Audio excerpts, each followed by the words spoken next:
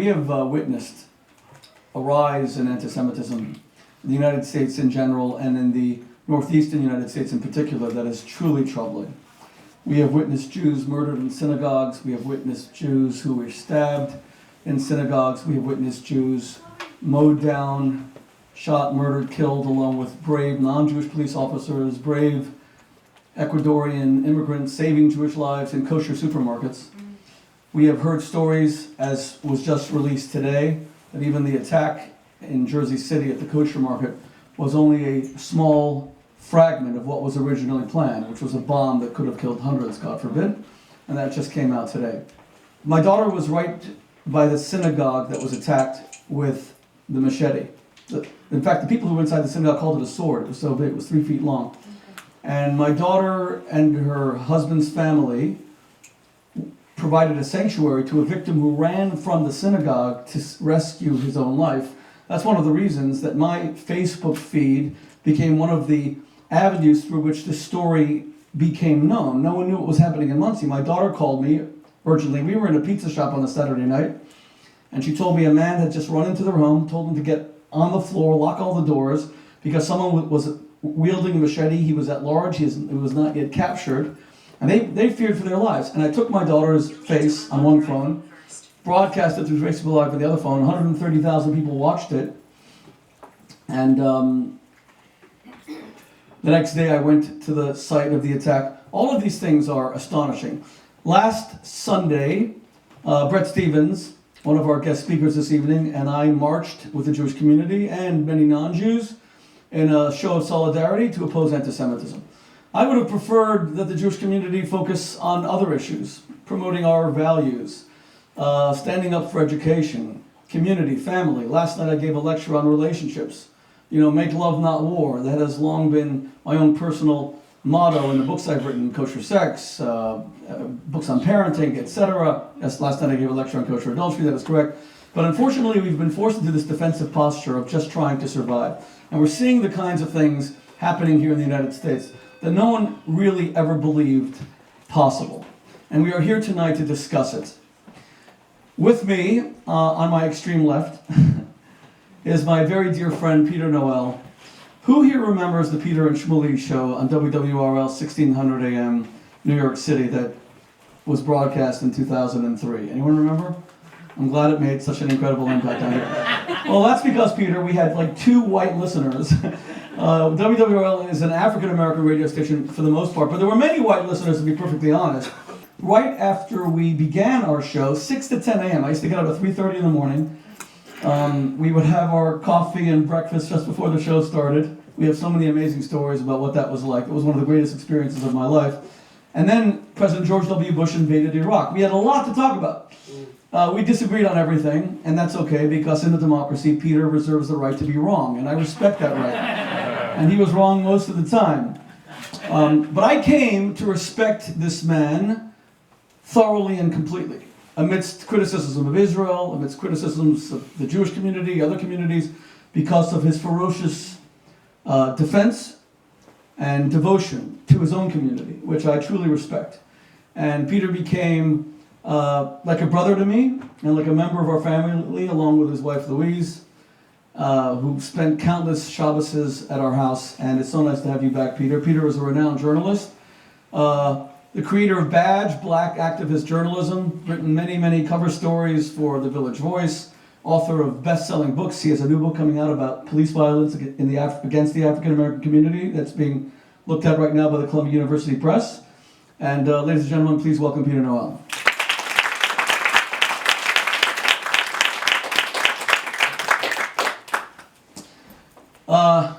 In the center, not too much to the left, not too much to the right, is a New York Times Pulitzer Prize-winning columnist, Bret Stevens.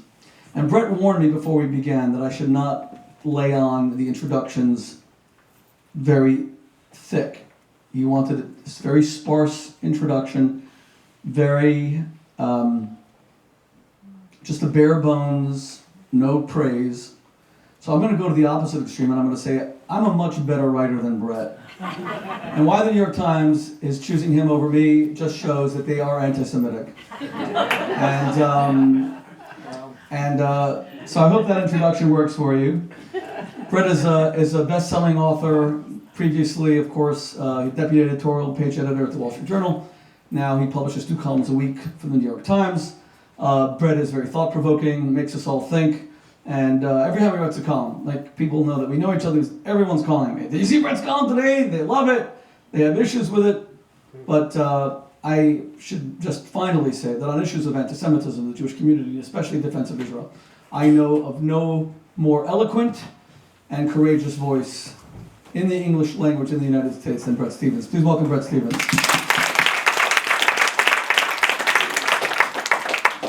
I want to begin with things pertaining to the African American and Jewish communities, and then go into the issue of anti-Semitism in general. Peter, you well know that that Cory Booker and I, and you met Cory Booker at my house many times, were like brothers, the closest of friends. And he announced this morning that he's suspending his presidential campaign. And I was called by the media about this, and I said that it began, in my opinion, with his vote for the Iran nuclear agreement, because I felt he betrayed his principles. But then a reporter actually called me up and said to me, "Is it true that you're thinking of running for the Senate against Cory Booker?" Because he said he's running for re-election. And I said, well, I announced in 2012 when I ended my congressional campaign that I would probably once again at some point seek elected office, so it's a possibility. So Cory and I were once a symbol of the closeness of the African American and Jewish communities, and it's amazing how much things are drifting apart, which is painful for me, very painful. I'm not speaking on a personal level, but on a broader level. What is happening in the African American Jewish communities, and what do you see in particular? Anything about the suspension of Cory Booker's presidential campaign, given that it was just announced a few hours ago? Well, please, there was supposed to be some plastic because there will be blood. That's how we did the show. Well, Shmuley, look, first of all, I don't think you're going to run against Cory. It's not going to happen. You're not going to vote for me? See, that's the whole point. You live in New York. I would have to take my 2 brothers out because you are my brothers. It is very unfortunate the fact that he's out. There's no diversity. I think he brought a whole lot of emotion and truth to this presidential race and the Democratic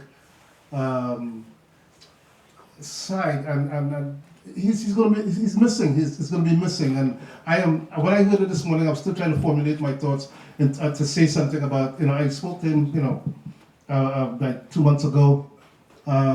He was really ready to make a big impact, and we talked about the issue concerning Jews and blacks and anti-Semitism, what's going on in America. We talked about what's going on with young black men in Brooklyn, different things. I don't want to jump ahead of the story, but Cory is a voice. Cory will be a voice. I don't think he will run against him. I think you will want to support him again. I would love to see that relationship rekindle, and that you guys are walking arm in arm again. He's lifting you above his head. That's the kind of brotherhood that I saw and I came to enjoy and to like and to appreciate and to respect. So if you were in New Jersey, you would not vote for me over Cory? That's a tough one. That's a tough one. 2 brothers. Yeah, well, I'm the one who was your radio co-host, by the way. But wait a second. But that's the whole point. You could be brothers, and then real issues can separate you. The Iran nuclear agreement, it wasn't about whether President Obama was correct or not. I can believe with all my heart that President Obama intended to curb Iran's nuclear ambitions. But it was about not speaking out against their genocidal threats against the Jewish people and America. But that's what it was about. That a nation that experienced the Holocaust 75 years ago has another nation saying, we're going to annihilate you again and kill. There's 6 million Jews in Israel, a very eerie number. We Jews know what that number means. And Cory, who was such a close friend of the community, and the community supported him. On the first day that he ran, he couldn't go to the well of the Senate and simply say that genocidal threats are prohibited even by the United Nations Anti-Genocide Convention, to which the United States is a signatory, 1948. And if you can't speak out when someone says, I'm going to kill all the Jews, are you, what is friendship? Well, yeah. Look, I'm not going to debate the JCPOA with you again right here. And I understood what Cory, the position that he took. Of course, Cory does not want to see Jews spill their blood. He don't want to kill Jews. You don't want anybody to kill Jews. I don't want anybody to kill Jews either. But as a politician and as somebody who was backing an administration at the time who had a particular policy regarding Iran, who was trying to actually stop Iran from actually making that bomb, I supported that. But my support does not mean that I'm anti-Jewish. It didn't have to break up that relationship. The most difficult time for me was to see you and Corey fighting.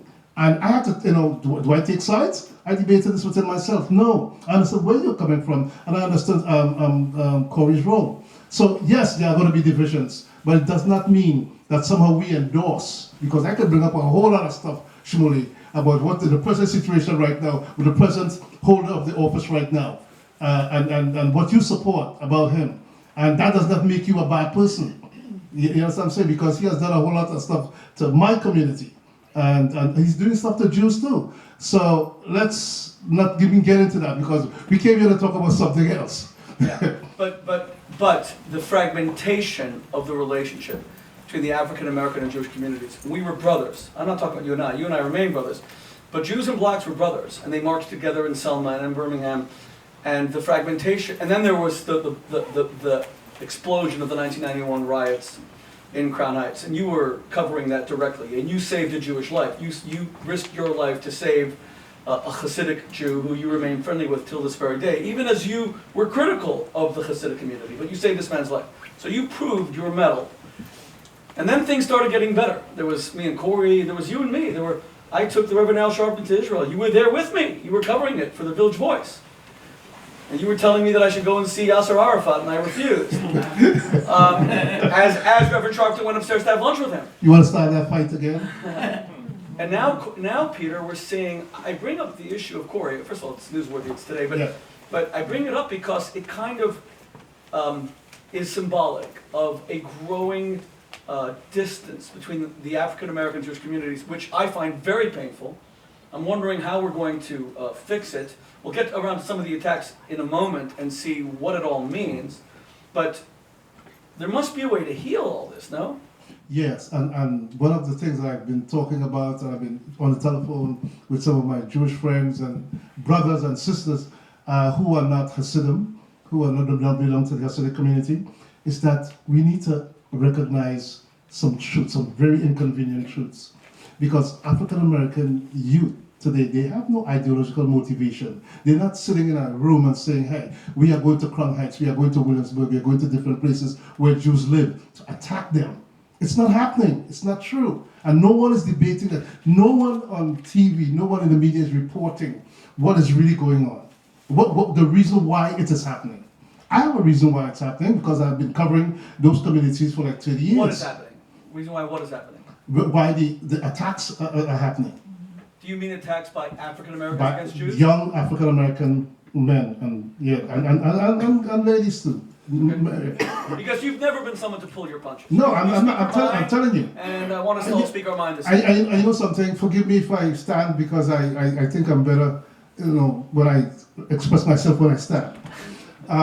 Because after covering Crown Heights, after covering all these other areas where the Hasidim and blacks lived for years in contentious, they lived in contention. West Indians, I'm from Trinidad, right? And the Crown Heights was heavily populated with West Indians. There's a whole history there with Reverend Heron Sam, Dr. Vernon Cape, and all these people who had houses and different things. This is not some anti-Semitic trope I'm not bringing that up. It's not because we heard this. I covered this over the years. And when the Hasidim came in looking for space, they're looking for houses. Of course, they have families. They want to house their families. But they also wanted to push out the West Indians who had came here during the 40s and different things and lived their lives. And we want your house. This is not anti-Semitic. This is not a trope. It's true. So that went on for a long time. What exacerbated the whole situation was what happened in Crown Heights in 1991, with the Rabbi going to see his wife at the grave and come back and there was an accident. We could get into that later on. But the tensions were always there. And the patrols that were going on with the Hasidim and the young West Indian men who were told, you cannot walk here. African American mobility was severely impeded because on a Saturday, when West Indians love to get married and to do different things, to have their parties and different things, they were prohibited from walking down certain streets. They couldn't do it because it violated, certain Jewish tenets and different things. You can do that. And the patrol literally stopped these people from doing what they had to do, continuing their own culture, their own values. And there was a big tension going on there. We reported this back in the City Sun, the Amsterdam News, back in those days in the 1979 on. And that continued for a long time. The patrols were the biggest instigators of that tension because they were harassing the young West Indian people in the area. What can you do about it? They complain to the police. But the police had this relationship with the Hasidim, who they sort of respected. And they were saying, look, we can't do anything about when West Indians complained. They had their patrols. They were, the Shomron patrol particularly was a law unto itself. They would do things. They would stop. They would tap up these young kids who they said was walking into the areas, and they were suspicious of them.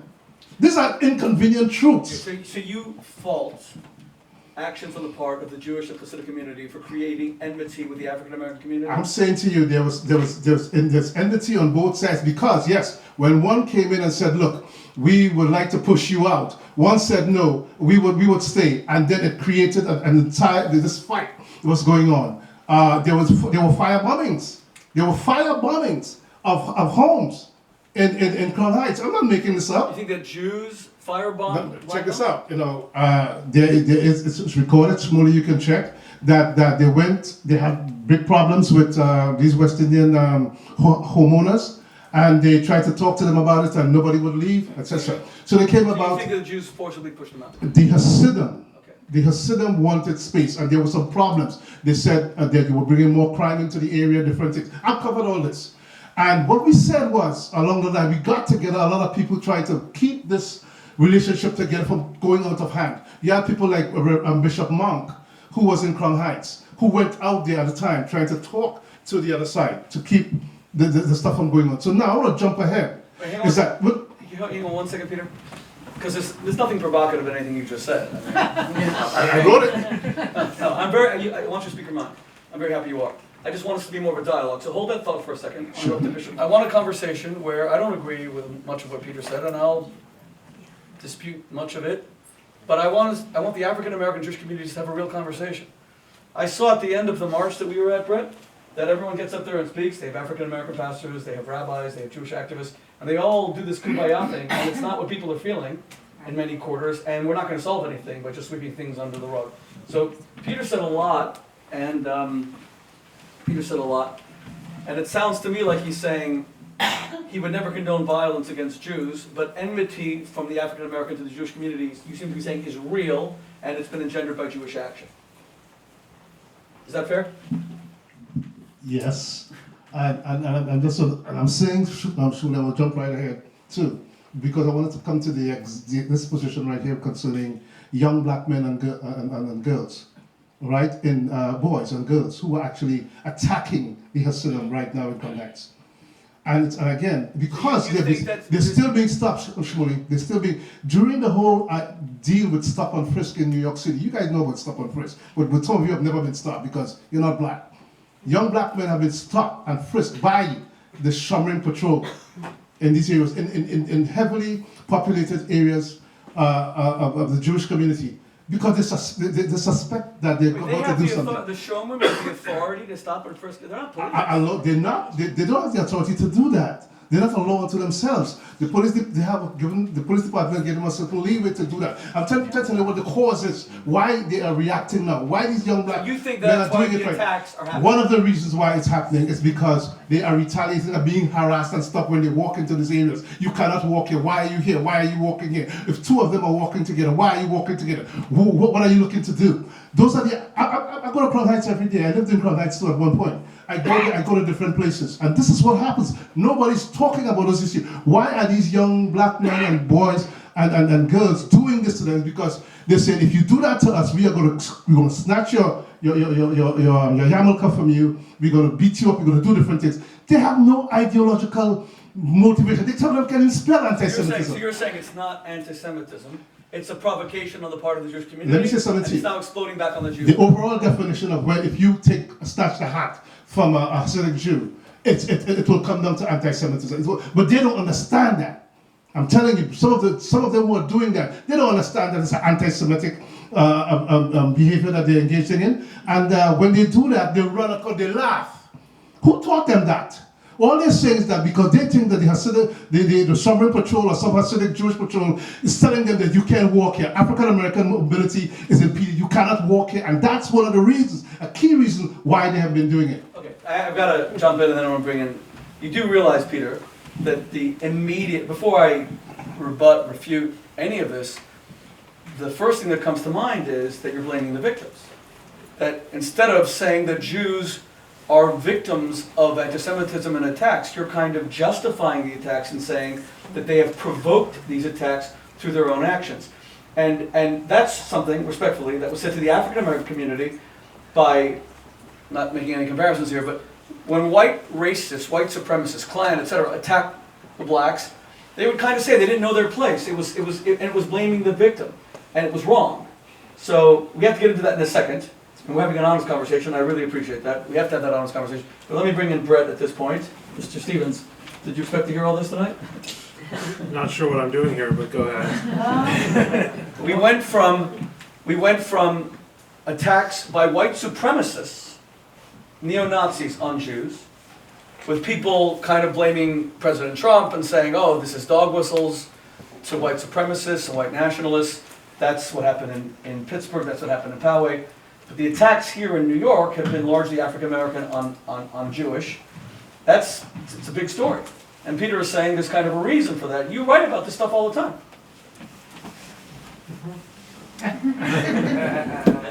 So what's your question? There's no question. I want you to, this is an important dialogue. You heard what Peter said. You think there's... Well, I mean, look, sorry. I mean, you I think, provided my answer to Peter, which is that we have to be very careful about blaming the victim by pointing to a variety of factors to explain the behavior of perpetrators of crime. And, you know, I mean, I just imagine the reaction if someone were to say the violence that was perpetrated in Walmart in El Paso. Most of us would agree that if any prominent figure were to say that the reason why 21 predominantly Hispanic people were murdered in a Walmart in El Paso was that communal tensions had been building between the Hispanic community and the Anglo community in Texas, all of us would immediately see the problem with that form of reasoning.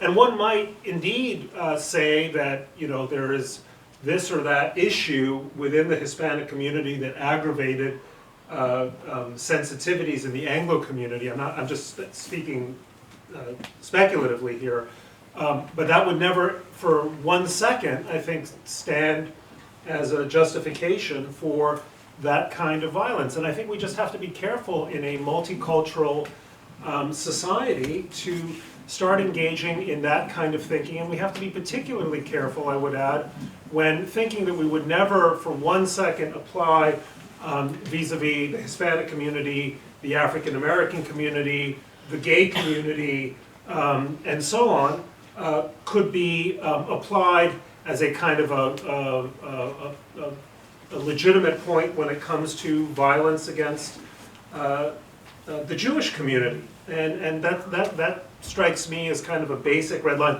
I don't for a second deny that the Hasidic community in various parts is a very distinct community. And like many communities has particularities that rub its neighbors the wrong way. And I don't for 1 second justify every aspect of the behavior, just like throughout American history, we've always found some of our neighbors to be unusual and strange when you're bringing people from as diverse a variety of places, from Vietnam to wherever, Kishinev. You're going to have these sorts of tensions, and that's been the stuff of American literature and American life for well over 300 years. But I mean, listening to Peter, while I don't object to the reporting and that you describe, what I do think is that the thinking is very difficult for me to stomach, because just using that exact same thinking against any other community would lead us to conclusions that all of us, I think, immediately understand are awful ones, and ones that would really tear our society apart. I'll add one other thing, which is that I am skeptical of the thought that what we're talking about are breakdowns, between communities. I mean, we have to be a little more specific about what we're talking. I would say that the overwhelming majority of the African American community, 99 point whatever percent, wants nothing to do with these young thugs who are beating up innocent Hasidic members of the Hasidic community on the street, and that has to be said point blank. So when we talk about the African American community, we should never implicate an entire community because a bunch of thugs are behaving badly, any more than any of us would say we're going to implicate the entire white community in the behavior of a mass murder like and a racist mass murder like Dylan Roof, or you go down the line. So I think it's important just to be a little more specific in our thinking. Now that being said, there is no question that there is an explosion of not anti-Semitism. I don't like the term anti-Semitism. There is an explosion of Jew hatred worldwide, and that explosion has also come to the United States. And it does not serve us well when we engage in debates as to whether most of it is coming from this community or that. The majority of the truly murderous attacks that we've seen, or most of the victims so far, have been victims of white nationalist or white supremacist mass murder. In Poway, in Pittsburgh, in New Jersey, what is it, a month or two ago, it was this sect, the black Hebrew sect, which I think is known as a hate group. We have some of this randomized or some fairly random violence. My point is that, as speaking as a Jew, it is incumbent on us not to engage in a totally feckless and useless debate as to which side is worse, what anti-Semitism amounts to a mere microaggression, and what anti-Semitism should be serious. We should divorce our own personal partisanship from addressing the seriousness of this explosion in Jew hatred, and that, I think, allows us to kind of grasp the challenge that the Jewish community faces. And by the way, and I'll make this my final point, the challenge the Jewish community faces, but the challenge that the Jewish community ought not to face alone, because we know too well that hatreds tend to travel together. So the kind of white nationalism that we saw in the white supremacism in Pittsburgh,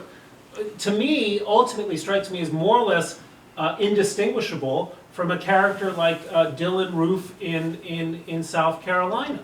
And so to engage in this kind of argument, I don't think, I hope you agree with me, is not a particularly productive one. I have been saying for some time, this will upset, I'm sure, some of you, but I've been saying for some time that the constant demonization of immigrants by members of this administration or by partisans of this administration cannot ultimately serve the interests of the Jewish community well. And the demonization or denigration of any other minority group also doesn't serve the Jewish community well. So, I mean, it strikes me as kind of a tragedy that we would even be discussing the breakdown of what ought to be not just a productive, but a proud alliance between every thoughtful person from any minority community in saying that there are a certain set of American values that we stand up for no matter who's under attack. And in that sense, there's a real brotherhood, whatever our differences over the Iran deal or other partisan points. Final point that I'm going to make. No one, I don't think anyone in the world of punditocracy opposed the Iran deal as vociferously as I did, and I, to my amazement, praised Donald Trump in public when he walked away from the JCPOA. I think that was, as a matter of policy, the right thing to do. But I think it is wrong to say that just because you supported the JCPOA, you are implicitly endorsing hatred of Israel, or much less the genocide of Israel. We ought to be able to distinguish serious policy differences from a common set of human and liberal democratic values. Okay. May I respond? Just 1 second, Mr. Noel. Just 1 second, Mr. Noel. Just like when we were on the radio, we always talked over each other. And now I have the microphone, Peter. We'll be right back to you in a moment, Mr. Noel. Now you know what you're doing here, Bret? Have you figured it out? That was actually well said. Okay. I'm the guy in the middle. Okay, well. But I don't agree with everything that Bret said. I'm going to pick a fight with him. First of all, what you're doing here is having a real conversation about issues that people don't want to discuss. That's what we're doing here. Because Peter has a very valid point. Not a lot of what you said that I utterly disagree with. I'll get to in a moment. But the main point that you make about ideological African-American anti-Semitism has never really existed. In other words, if I see anti-Semitism in Germany, in Belgium, in France, in England, they kicked the Jews out or slaughtered them and burned them at the stake and burned them in towers 1,000 years ago. So this has been going on for millennia. But when it comes to African-American anti-Semitism, it was non-existent. Jews and blacks really were brothers. And our radio show kind of reestablished that. And I have the advantage of understanding gripes that the African-American community have against the Jewish community, be they legitimate or not, in my opinion, because I was on WRL with Peter for a year. And many of the phone calls, maybe most of the phone calls, most days, were people telling me their honest opinion. And I heard it, and most Jews never hear this. I was their first ever white radio host on the station. And to Peter's credit, every day he told me, I want my community to hear your voice. I want you to be heard. And that's what established such a deep friendship between us. And I know that a lot of what you're saying is how the community feels. And we Jews don't hear it. It doesn't mean that we agree with it. It means that we don't even hear it. Okay. So Peter's point that you have to separate between, let's say for a moment, that the attacks in New York have two characteristics thus far.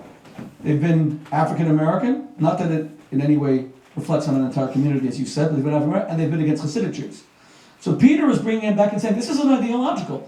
This is about a battle going on that no one wants to acknowledge between the Hasidic and the African American communities. Now, we can say that's not true, that it is ideological, and we've heard, I mean, the attacker in Muncie was looking up Hitler. He was looking up traditional white supremacist anti-Semitism. It wasn't only motivated that we know of by some gripe. So that's debatable. But I hear you, Peter. It's debatable. What bothers me, Bret, is that there was no history. You go back 40, 50 years, there was no history of African-American anti-Semitism. There was no history of it. It's not like Germany, it's not like England, it's not... That's not true. That's not true. Going back how far? Tell me.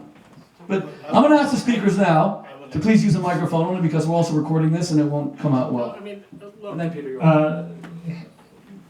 The definitive op-ed on the subject, as far as I know, is by Henry Louis Gates. It appeared in the early 1990s in the New York Times, and Gates, an African-American scholar at Harvard, really lays this out in great detail. I mean, African-American community, just like any other community, has had strains of anti-Semitism, some shared with ordinary sort of Christian anti-Semitism, some of it a product of urban tensions, some of it coming out of the Nation of Islam, some of it the result of, quote, certain African American so-called scholars making outrageous, anti-Semitic claims about, the claim that Jews ran the majority of the slave trade, for example. I mean, it's not like there was this halcyon period. And I'm just trying to state the evidentiary. Conversation. The evidentiary. Right? By the way, I'm saying this, by the way, not to single out the African American community, because I don't think it's any more or less anti-Semitic than the Episcopalian community or the whatever community. I don't think you would be hard pressed to find any community in the world where there isn't anti-Semitism. One of the incredible things about, I should say, Jew hatred, one of the incredible things about Jew hatred is that it appears in places where there are no Jews. It's one of those one of life's mysteries. One of the reasons why I'm trying, and I sometimes slip, to speak of Jew hatred as opposed to anti-Semitism is, remember, the term anti-Semitism was coined by a Jew hater named Wilhelm Marr in 1879, and there's no such thing as a Semitic people. So already you are deceiving yourself when you adopt a terminology that is itself the coinage of someone who is trying to, how shall I say, wash his hatred in the language of late 19th century, race, quote unquote, race science. There is Jew hatred which has an ideological component. Anti-Semitism in that sense is a category of Jew hatred. There is anti-Semitism that doesn't have an ideological component. Religious anti-Semitism is not ideological anti-Semitism. Communal anti-Semitism or Jew hatred doesn't have to be have an ideological element. So it's a much more all-encompassing phenomenon. I mean, I'm just saying this in the interest of a certain amount, I think, of clarity. I'm not trying to score a political point here. Well, let me. Okay, but last thing, Peter. Just no, I am. But I need to. But what I'm trying to say, Bret, is the African American community. I didn't read the Henry Louis Gates op-ed, but I don't know what year you're speaking from. The 1940s, 1930s, because. Okay, what years? From what years is he? He's covered a very large period from the 70s. 70s, okay. That's because the because African slaves in America actually used the Jews and Moses as the metaphor of what they were seeking to do, be liberated. And Martin Luther King used the Hebrew Bible as a liberation manifesto. So I don't know what year he's speaking of. In other words, not only did I not see a lot of anti-Jewish sentiment, Jew hatred in the African American community, if we go back to, I don't know, post-Civil War, or of course the antebellum period, I saw precisely the opposite. We were an admired community. Our story was their story. And Martin Luther King was a great friend of the Jewish community. He's the greatest black leader, probably the greatest American of the 20th century. So yes, those strains began to develop, and you got the Farrakhan's, and you got Elijah Muhammad, etc. But I don't know how far back it goes. That was my point. And finally, on the issue of Iran, only because it has to be said, it's one thing, I didn't say that it was an issue that people who endorsed the deal endorsed genocide of the Jewish people. I said that all those who endorsed the deal had a responsibility to say that every time Khamenei or Ahmadinejad says we're going to kill all the Jews, the United States should have retreated from negotiations for at least 30 days. Because I would think that Peter and I, given that we're good friends, and this is what came between me and Corey, that if any nation got up and said, we're going to kill all the world's blacks, you would expect, and we would expect of ourselves, to get up and say that person is a vile abomination and should be opposed. So when Ahmadinejad and Khamenei said, Israel's a cancer, we're going to annihilate Israel, yes, I did expect my friend, who was a United States Senator, my closest friend, to speak out, even if he voted for the deal and say it was unacceptable. That was the point. Genocidal rhetoric. I'm sorry, Peter, go ahead. Well, I mean, there's a lot of things I need to respond to. Go to the microphone. Well, a lot I need to respond to also concerning what Bret has said. Look, during the 70s, I found out as a young reporter to report on the so-called new black anti-Semitism. That was a big phrase during the 70s and into the 80s. It was big. And all of a sudden we tried to define what does it mean to be black and to be anti-Semitic. The Amsterdam News did a couple stories. We did There was another opinion pieces. Everybody's trying to define what this means. Of course, and the only reason I can bring up these hard truths, Bret, is that because I lived it, and because there are African Americans in those communities who lived it. This is not, I didn't come here to talk about the fact that there's enmity between this one here and enmity between that one, and what's causing it? What caused it was the idea of place, the idea of space, and nobody wants to talk about that. I don't want to talk about it. It's inconvenient for me to talk about it. But I'm telling you why it is happening. Why these young thugs, as you said they are, and they are, doing what they're doing. They're being harassed, and I'm saying, I'm not blaming the victim. I am the walking definition of the victim being blamed. I am, by the virtue of the color of my skin. I walk into any community that's predominantly white, even the Hasidic community. I'm a suspect. I'm a permanent suspect. Right away. These are the things that you need to talk about and recognize and acknowledge happening to African Americans still today. When stop-and-frisk was rampant, everybody was doing it. People would stop and say, well, they clutch their pearls and they're walking. That's not an that's not a racist way of saying that. It's true. I walk out of here right now, I could be stopped. And it's only because Bloomberg has apologized, that doesn't make it better for me. I'm telling you, in Crown Heights, right now, you go to Crown Heights. I was there last week Saturday, talking about the same thing because I know I'm coming here. They are still talking about it. They still can't walk, Bret. They still can't walk in those communities. Those are the areas. They still can't get married on a Saturday.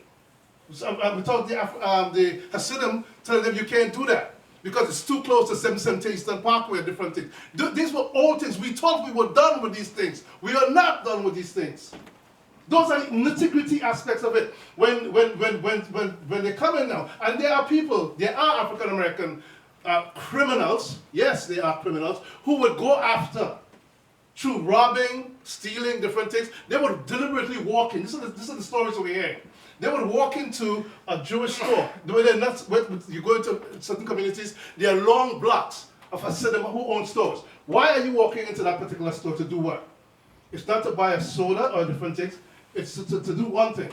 It's to antagonize, it's to harass, and they do the same thing because they say it's being done to them. So the guy in the store, the store owner, comes out and chases you and says you all kind of racist things. He says a word I don't want to repeat here. And that's because you came into my store to say, you want to steal from me and you want to do certain things. And they do it. That is happening rampantly right now. That's what's going on. And this is what they talk about. And they're saying, the police now, and they're stumped. What can we do? What do we do? Do we just stop every black man that walks into a predominantly Hasidic neighborhood, a street? Do we stop them? What? For what? What reason? What are you doing here? Because only Hasidic Jews live here? These are the questions. I'm not blaming the Jews. I'm not blaming Hasidim. This is not a victim blaming and not blaming the victim. By me alone, I'm telling you, we have watched this happen so many times. I have sons. I wrote a piece in the Village Voice defending my son against stop-and-frisk. When this was happening, I didn't hear one peep from Noel or anybody in the Hasidic community or different things saying we support the African American community in their disgust against what's happening with stop-and-frisk with the police. Nobody. When these things are happening, they want us. They want the African American community to come out and say, hey, stand with us. And there are Jews who would die for me. I will die for certain Jews. But nobody comes out when this thing was happening with stop-and-frisk, except the Sherman Patrol, to continue it. Nobody comes out and says, hey, we stand with our African-American brothers and sisters to stop this disgusting thing that the black men should be stopped in the street. The Jewish community in its entirety, unless they call them the radical Jews who come out. These are the only ones who come out and say, we stand with you. But that does not come from the overall Jewish community and say, we stand with you. So the same thing is happening now with African Americans, and that's happening now with these young kids who go around and do these things. If I catch them myself, I would deal with them because they don't understand it. All they know is that you stop me from walking, I'm going to react against you. I will pull off your hat. They don't know the significance of doing it. They don't. In Crown Heights, one more thing in Crown Heights. You mentioned Crown Heights. And I bring up the subject. I don't seek praise or anything like that. But Isaac Bitton was walking into a mob of African Americans, West Indians, who were shouting, "Kill the Jews," and Jews were shouting, "Every Jew at 22." He's walking into that whole mob there. Pretty much he was going to die. I saw it right away. He and his son. They were not doing anything. They were not part of the mob that were fighting Jews, blacks and Jews fighting each other. I went into that thing. I was hit a different thing. I was called every bad name you can think about. By blacks, by West Indians. I'm saying this is unfair. This is not real. You cannot do this. There's a brick that hit Isaac Beton and shoved him to the ground. I got that too. I feel that pain all now. But there were other West Indians and black people there who said this is not good. What's happening between blacks and Jews in Crown Heights? You guys are fighting for space, for turf. It's not happening. We have to talk about it. I didn't bring up the issue of concerning the little boy who was killed and what happened there. These are real things. It's still seething. It's still there. Nobody wants to report that. All they show right now in New York and different places is that these kids are snatching the yarmulkes and they're kicking. I would deal with them myself. But there is an underlying basic issue. My last point is this. The mayor wants to bring in education. The mayor wants to educate an entire city about a particular community. What's happening, the anti-Semitism. But you also have to be educated. Jews have to be educated about what's happening in the city here concerning other people. Other people, they need to know that because some people say, and I to some extent it's true, that the Hasidim wants to be by themselves. They either call them separatists, they either call them segregationists. They don't want to mix, they want to live in their own bubble. And they pay no attention to anything. You have to learn about other cultures too. This is a boiling pot, a melting pot in New York City. You have to be part of it. You have to recognize the fact that other people exist. And that's a key problem. You want to educate your city about values and about cultural values? Educate it on both sides. The Hasidim Jews have to accept the fact that we need to learn about other aspects of the city. Okay, I'm asking Bret to respond. We're not going to questions here. But you begin to see how important this evening is and how we're not having any real conversation. Doesn't matter if I agree with Bret or agree with Peter. This is a vital conversation. Because again, you're talking about the two communities who were once allies. I was never an ally of the white supremacists. I was never an ally of neo-Nazis. They were always my enemies. But African Americans and Jews shared a common struggle. And not just a common struggle of freedom and overcoming racism and prejudice, but a common spiritual struggle. The spirituality was always so central to both the communities. Remember, Martin Luther King had no title ever other than Reverend. Until today, most of the civil rights leaders have that same title, Reverend, not political titles. Of course, it's silly to deny, and I said this before, that when communities with radically different cultural habits, experiences, understandings are in a city, living, as it were, cheek to jowl, there's going to be this kind of tension, and there is. I'm not for one second gainsaying what you've just been talking about. I guess the question I draw is, or the question I have is this: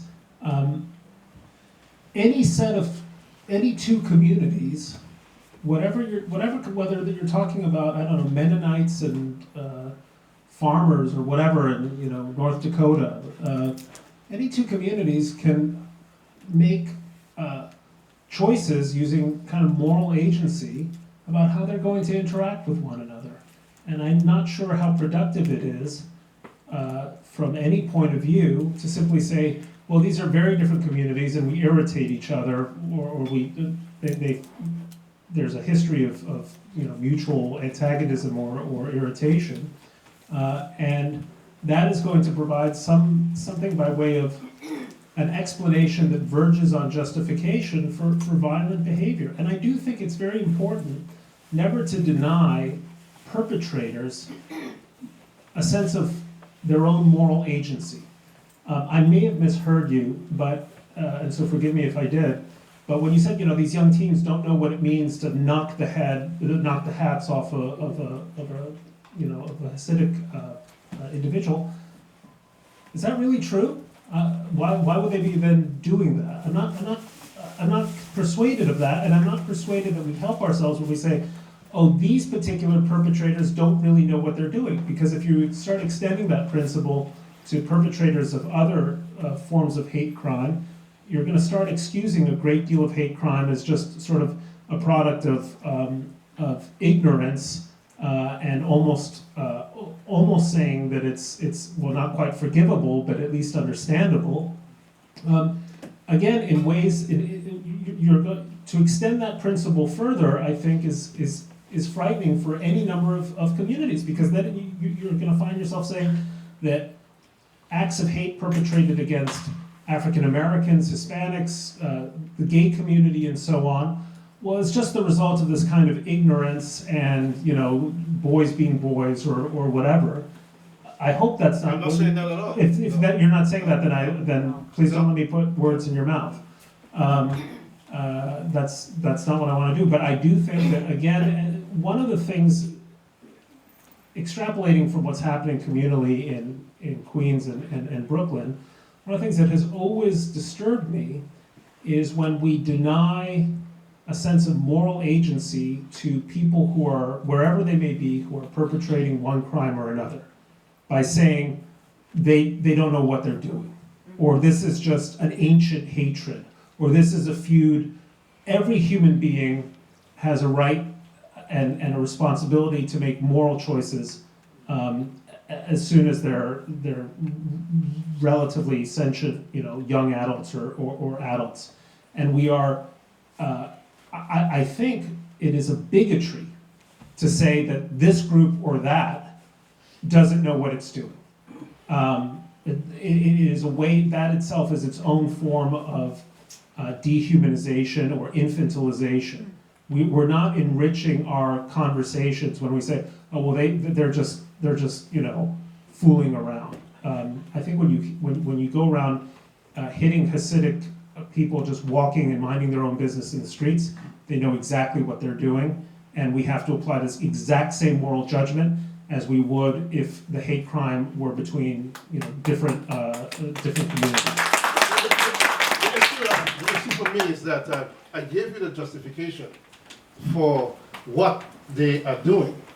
I am not condoning it, and I'm simply saying that when they snatch these yarmulkes from the head, or when they grab the shawls, and they grab the toe from their hands, or whatever things that they're carrying, and they do that, they know it's going to upset them. And that these young kids know that when they walk into these neighborhoods that whoever it is looking about with security, they are going to be upset too. What is being done to them is not right. So I'm trying to get Bret to understand here that there's a cause and effect. And I'm not blaming any community for saying who started it and who. It has nothing to do with that. There's an underpinning, there's something going on. And we have to address that. It's raw, it's inconvenient, it hurts to even mention it. But that's what's happening. And if we go about, we could spend all kind of money building, all these buildings and different things, bring together all the Jews and blacks and with their well-painted language to describe what's going on, and nobody sees the underlying issue, the underlying cancer. It's not going to work. Nobody's playing midnight basketball here. This is not about midnight basketball. This is about our lives.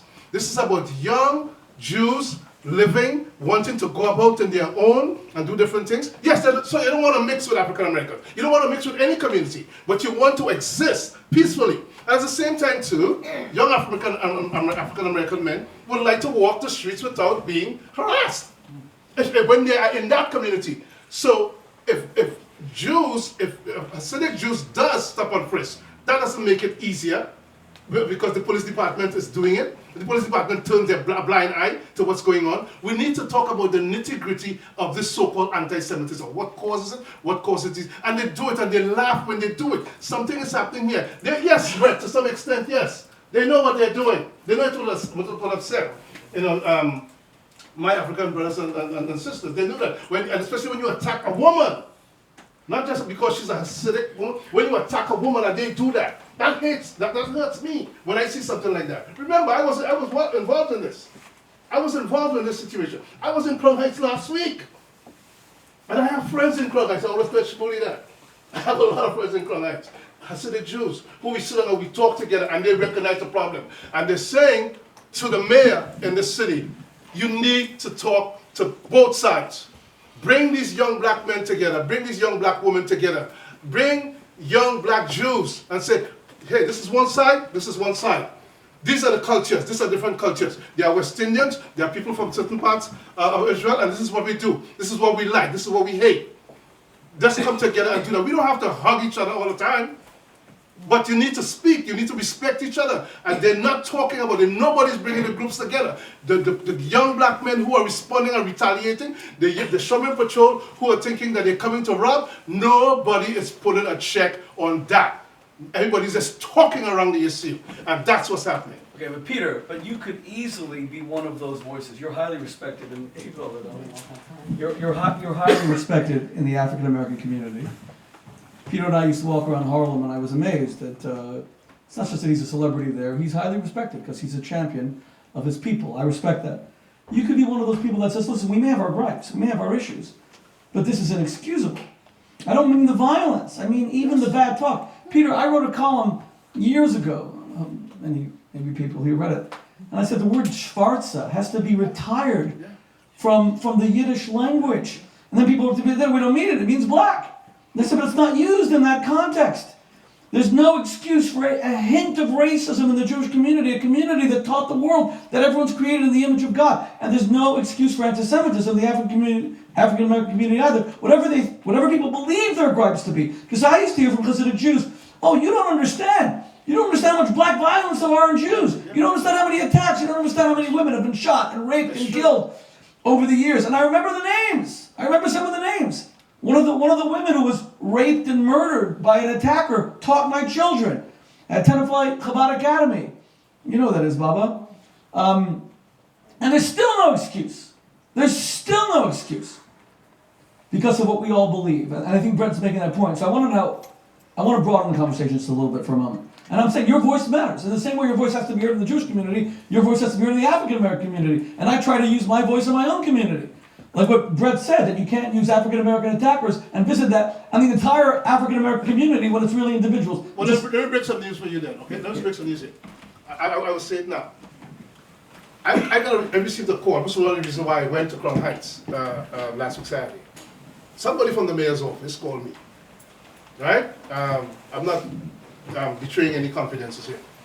And because of what I have written in the past about these communities, the type of stories that I've written in the Village Voice and different things is not to show up who's against who and this type of thing.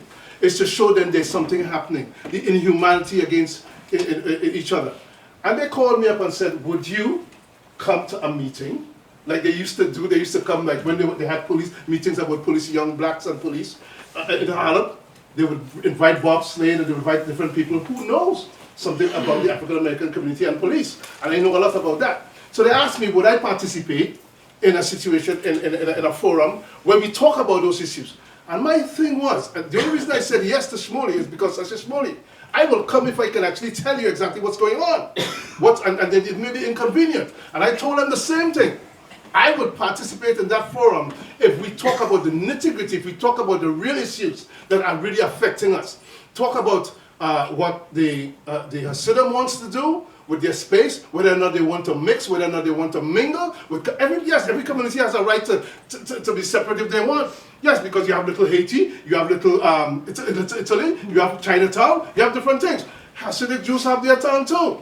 We understand all that. But talk about coexisting. So I told this person, I said, listen to me.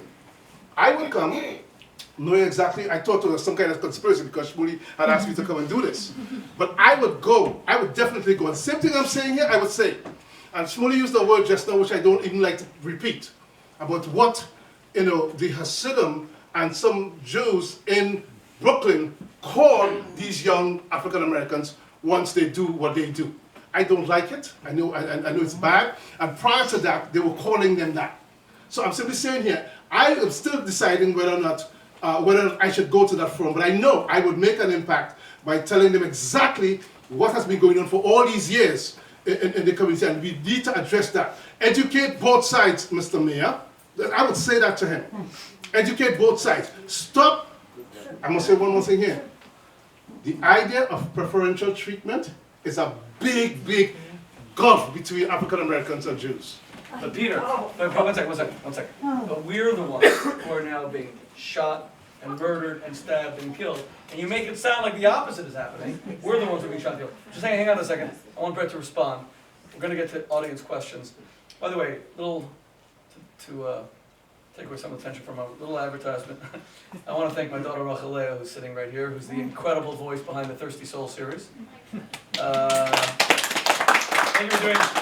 Is well beneath her skill set. Bobby does the most amazing videos watched by thousands of people. Thank you for doing that, so people can watch what we're saying and broaden our audience. And thank you, Hannah, who always volunteers to do the most incredible live Twitter feed of our events. You're like a talent at it. You're amazing at it. So thank you very much. And we can get more pictures. I'd really appreciate it. So let me now turn, and I want to welcome my wife, Debbie, who I now see in the back. Hello, Debbie. As I said, Peter's family and our family are very close. Bret, let's broaden this for a moment. So we talk about African American anti-Semitism, and you're telling me that according to Henry Louis Gates, there's more history. It's not just what Peter's saying about provocations. I think we're sort of in agreement. Yeah, we agree on that. Okay, Yeah. so now let's broaden it. What the heck is going on? You write about this. Your remit in the New York Times is to analyze these great trends. And you are Jewish, and you write about Jewish things, and they're not only Jewish things. And this came out of nowhere. Attacks on Jews in a country that has no real history of violence against Jews. In other words, there was always anti-Semitism in the United States. There were universities that had Jewish quotas, there were clubs that won't let us in, and we knew all of that. But we didn't know that we could be murdered in our synagogue, shot, stabbed, killed. And people are in shock. People are in absolute shock. What is going on? Look, I mean, for many years, I think many of us looked at the situation of the Jewish community in Europe and with a real sense of alarm, but at the same time saying to ourselves, that couldn't possibly happen here. I think some of the same kind of ideological forces that have swept Europe have reached these shores too. And I think there's an anti-Semitism I keep saying anti-Semitism by virtue of habit, but there's a Jew hatred of the right, and there's a Jew hatred of the left, and then there's a whole other set of hatreds, of associated hatreds. But they're all making their way because I think there's a kind of a current or maybe twin currents which have met up. Anti-Semitism isn't simply a prejudice; it's also a conspiracy theory. It's the belief that some shadowy force is pulling the strings for its own benefit and at the expense of everyone else, and that shadowy force happens to be the Jews. The 3 Ds that Natan Sharansky talks about: the delegitimization, the demonization, and the double standards. The view that has gained increasing prevalence that Israel is a uniquely malevolent actor in world affairs, and I think this has also sort of allowed this form of hatred to spread. So they're coming in sort of various shades, like different strains of flu operating at the same, for some reason operating at the same time. I don't know if that's virologically correct. I'm sort of out of my league on that subject.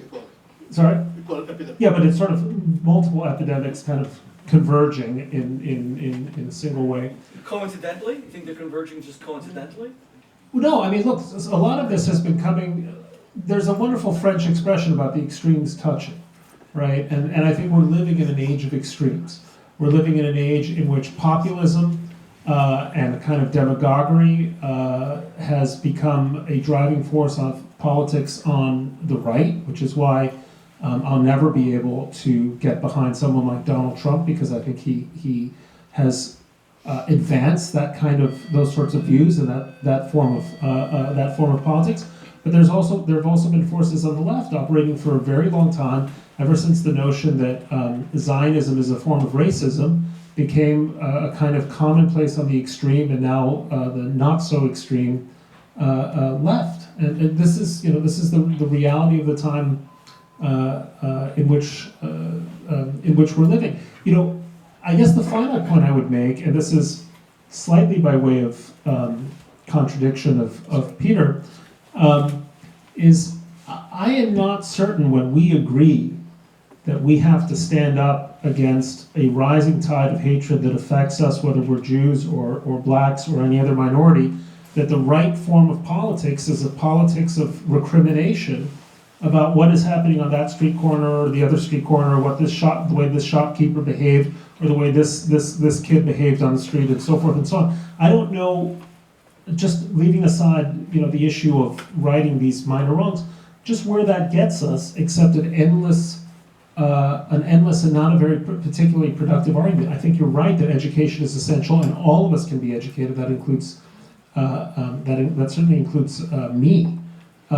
But if we sort of indulge in this kind of endless story about recrimination of which community did what first, we are really going to be moving in a bad direction. And I think it takes leadership on both sides of this, I don't want to call it a divide, but in both communities, to say that we can make a choice as to whether to engage in a politics of endless recrimination or do something different, because ultimately some of our core interests, most of our core interests, are identical.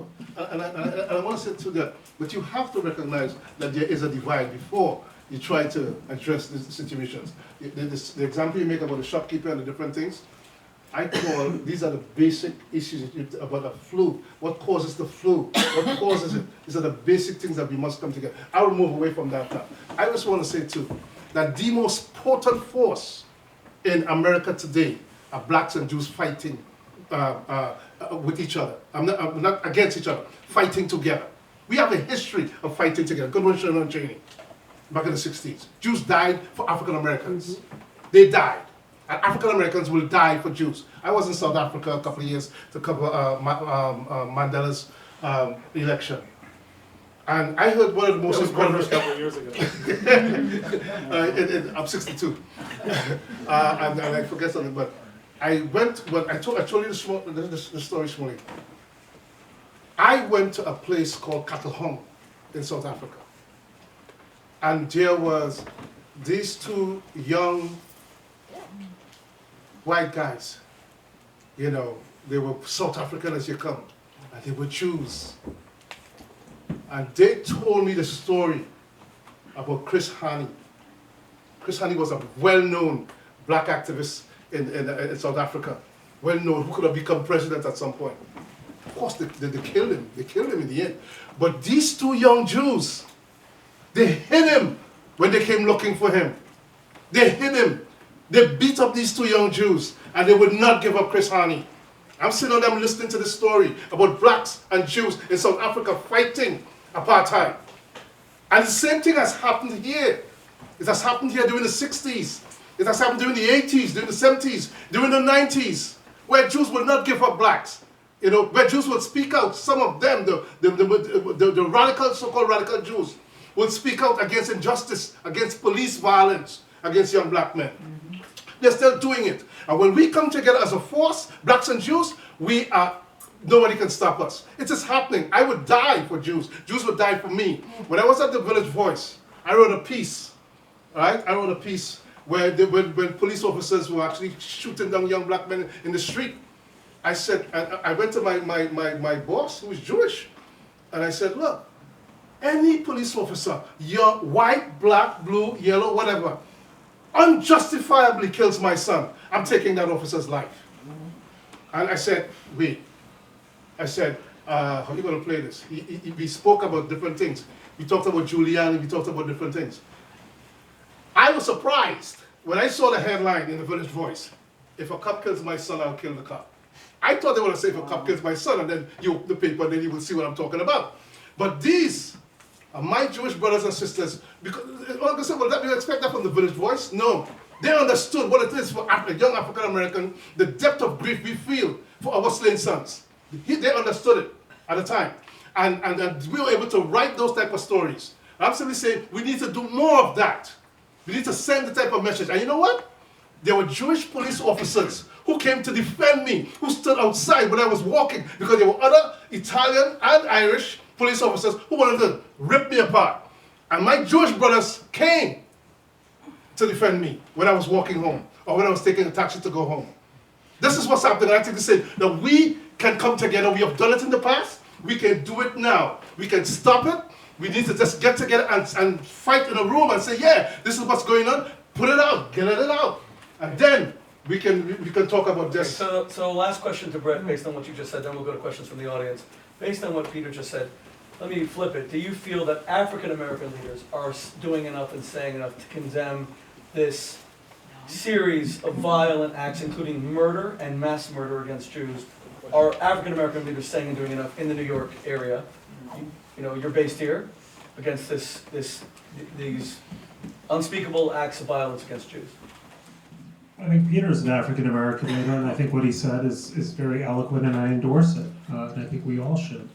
I don't really follow municipal politics, and so I'm just in no position, to make to even offer an opinion. But I have no reason to think,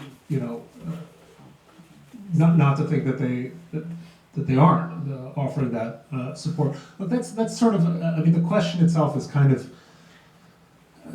invidious and unproductive, and I really want to sort of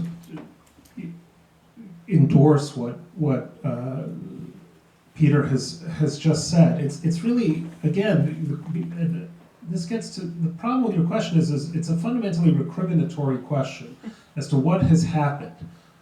The only issue that's really before us is, well, what are we going to do? What should we be doing?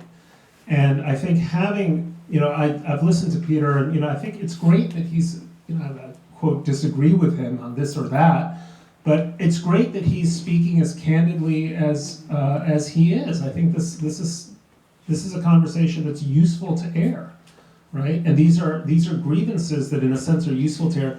So provided that it's done in a spirit in which the basic driving idea is that we have to draw a line under this.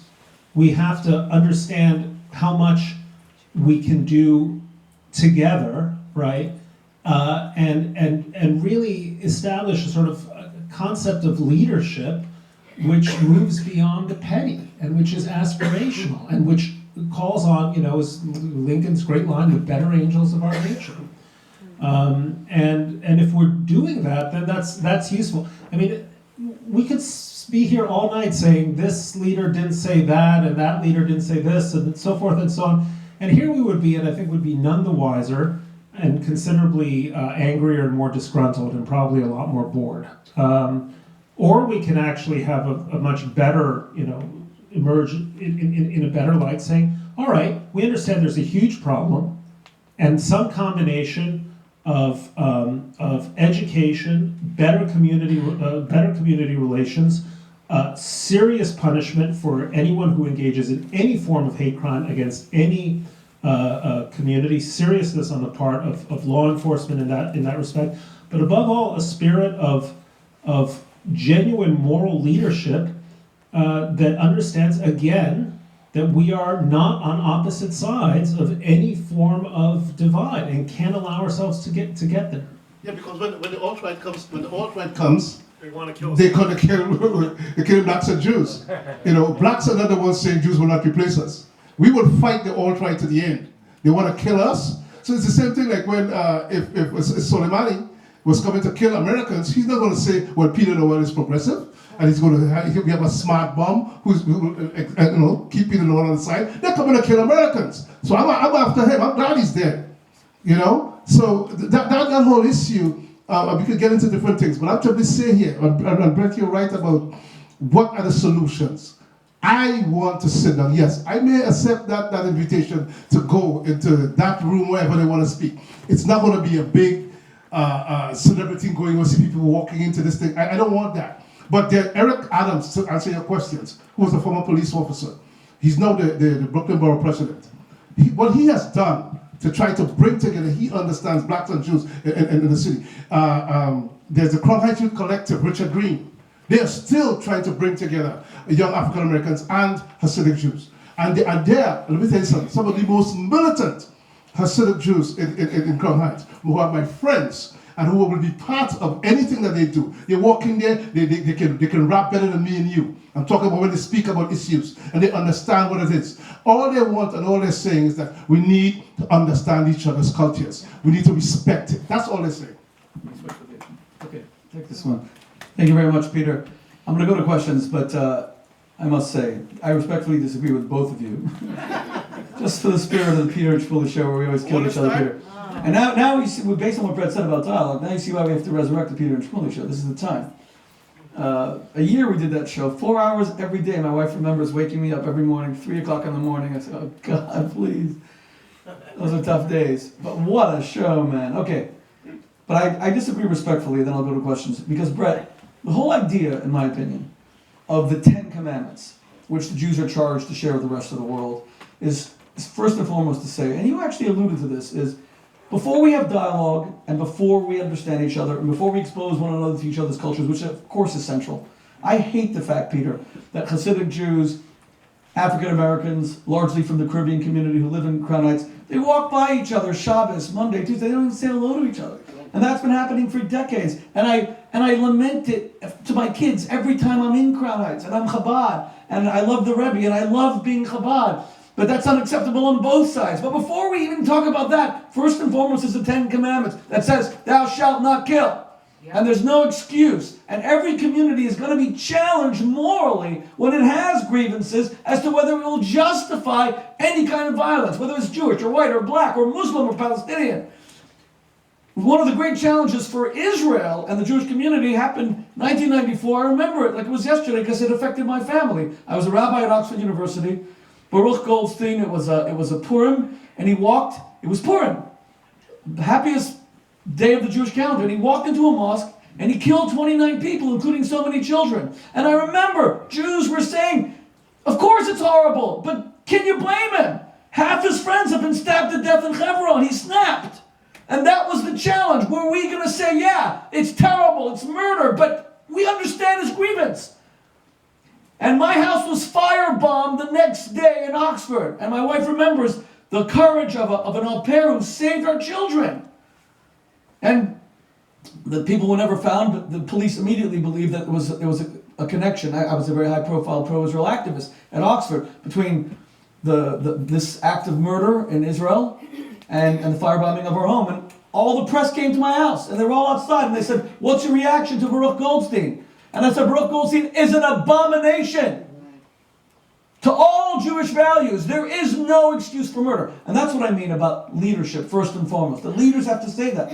And Peter, your voice matters in your community. My voice hopefully matters a little bit in my own community. Bret, your voice matters tremendously. And I think the whole dialogue is to be based first and foremost on that. That's my point. Bret, you talked early about not trying to categorize anti-Semitism or Jew hatred, and then you proceeded to sort of elucidate all the different types. I think it's so important to differentiate, only because as we think of combating it, the solutions are very different, whether it's on a college campus, whether it's Ilham Omar, or it's on the right. So that's a statement. Question actually for both of you in terms of, it sounds like there's very specific issues in Brooklyn, in Crown Heights. Do you think there's real desire on the part of the leaderships living in those communities to actually sit down and build bridges? Let's switch. And the questions will be short, our answers will be short, and we'll get as many as possible. Thank you. The key to that is that they when they come together, if they need to come together, if they decide to come together, there's not supposed to be any ground rules, right? They need to get this out first. You need to say exactly what's on your mind, why you think it's so and so. And then you have the ground rules for how we're going to move forward. But it must be airing. There must be an airing of grievances. It wasn't Hannah Arendt who said, we are part of the crime or something like this too? And I see myself in that way too, that when they call upon an African-American leader to condemn certain things, they read a statement. And that upsets me, because speak from the heart, because you know the truth. And when, of course, when the Hasidim speaks or when Jewish leaders speak, they speak from the heart. They don't read a statement, they speak. And they speak and they tell exactly, as recently, they were telling the mayor, Mr. Mayor, this is what we believe is happening. And you need to recognize that nobody's listening. So I just want that if we ever get together in that room, let's just air it out, and then we have the ground rules on what we must do in order to stay peaceful. I think that there's an increasing desire in the Hasidic community for that dialogue to commence. I hope tonight will be the beginning. We haven't agreed. There's some tension, a lot of disagreements, but what an important dialogue. I hope that you all feel that the same way. Question for Bret, please. For Bret. Well, it's not really a question. We're from England. I'm sorry to hear that. Yeah, I'm kidding. You know that 6 of my 9 children were born in England. I come in peace. Okay. We've just had a general election, Yeah. and the Jewish people were so petrified that the left would get in. So much that our chief rabbi made a statement. Yeah. We've got, all our schools have got, paid for by the government, have got security. And I think it's because people are talking about anti-Semitism. It's all coming out. Right. Latent. Okay. It's really a statement. How did you guys hear about tonight? Pardon? How did you hear about Facebook. my Facebook? Yeah. You know I lived in England, right? But I got out. No, Thank you but very much it's for coming. really. Well, Bret wrote many columns about Jeremy Corbyn. Well, the statement actually segues into something the lady who spoke before you said. You know, when Jeremy Corbyn was running, he would say, "How can you call me an anti-Semite? I've been an anti-racist all my life." Because anti-Semitism is a particular form of Jew hatred, which expresses itself in racist terms. But Corbyn's form of Jew hatred, in my view, expressed itself in a different set of terms, in anti-Zionist terms. No less vehement, no less targeted, no less dangerous. But he could, by the terms of the term anti-Semitism, defend himself because he doesn't see Jews, his problem with Jews isn't a racial problem, it's a political and ideological problem. And that's why I think there's a utility in saying we should really speak about Jew hatred as the overarching category within which there are a variety, there are all these subsets, and you're absolutely right. We need to address each of them as they come to us and as we, you know, as it's appropriate to deal with them. With respect to Great Britain, I think, you know, look, say whatever your views are on Brexit, it was a tremendous relief to me and an inspiration that one of the reasons, and you'll correct me if I'm wrong, but one of the reasons why Corbyn lost by such a margin was the shame among so many ordinary Gentile Britons that a leader with with those sorts of views about Jews could ever go to 10 Downing Street. And I think that, to the extent that explains Johnson's dramatic victory, it's a sign of great moral health, I think, in the British community, that Corbyn's prejudices played so heavily against him, that the fact that the Labour Party was so saturated by Jew haters led to the most disastrous electoral defeat for Labour since, I think, 1935, right? Yes. So, you know, bully for Britain for expressing itself so forcefully. I wish other European nations would also have a similar sense of moral clarity when it came to distancing themselves from Jew haters in politics. Yeah. And let me just say that, yes, Rabbi Mervis, the chief rabbi, wrote an op-ed just before the election saying that Corbyn was unacceptable. And yes, Rabbi Sachs, his predecessor, began to get involved towards the end of the election as well. Maybe a year ago he started speaking out against Corbyn. But with all due respect, you know, I'm an American who lived in England for 11 years. 6 of my 9 children were born there. I was rabbi at Oxford for 11 years, very active there. We saw a lot of this coming. And the reaction of the community was always, you're an American, Shmuley, you don't get it. We do things very understated here. We're very quiet. Your approach of forceful a combative stance against anti-Semites is unacceptable here. It's not going to work. And that's what the community ultimately embraced towards the end when all of this happened. I'm not saying it's a form of vindication. I'm saying it for what the Jewish community in the United States needs to know now as well. Unless you're going to stand up and fight the bad guys and resist them, if you think it's just going to go away, it's not just going to go away. Because it wasn't just a statement, I think, Bret, of the health of Britain. It was when people started to speak out against Corbyn. I couldn't believe they weren't speaking out against him years ago. When this guy was saying that Hamas are his buddies. Hamas! And IRA. So, we're facing the same thing now. What should we do on campuses here in the US, which are one of the worst places of intimidation for Jewish students? Should we fight back? Should we? And let me finally say, this is one of the reasons why Peter and I were such good, we were so close on the air and we've made such good friends for 20 years. Because regardless of our differences, I respect the fact that he's a champion of his community. I respect that. I expect him to listen to me and understand why I want to be a champion of my own. But to have pride in your identity is critical.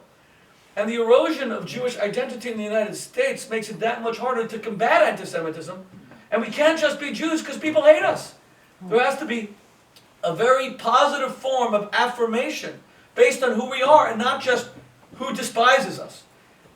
I don't agree with Spinoza that Jews have survived only because of anti-Semitism. I don't agree with Jean-Paul Sartre, who said in the 1940s the same thing, writing a whole book about it. Arguably the greatest existential philosopher of the 20th century, that anti-Semitism keeps us Jewish. Those are dangerous ideas because it means that we only exist by virtue of who dislikes us. And it's a terrible idea. So Peter believes the African American community has something to contribute. I believe the Jewish community has something to contribute. And that's where we had this bridge. That's what the Peter and Shmuley show is about. That's where people get together, I believe, through strong affirmation of identity and pride in who they are. It feels like in the recent weeks of the news reporting, a lot of times there isn't a report that the perpetrator is black, but it sounds like from Peter, if you don't identify the perpetrator, you can't get to a bigger thing to be talked about. So why do you think the news media so often does not identify the race of the perpetrator or say something like there has been an increase among black people in the last 3 weeks? No, I think that has changed a lot. It is changing too. And they are doing it. Because New York One, the police are releasing the videos of these young blacks, doing this thing. And before you couldn't see it in the pages of the New York Times or the Daily News or different things because they didn't want to be racist. But they have to identify it because they are the people who are doing it. And they are doing it, and I think that's a big step forward. And they are parents.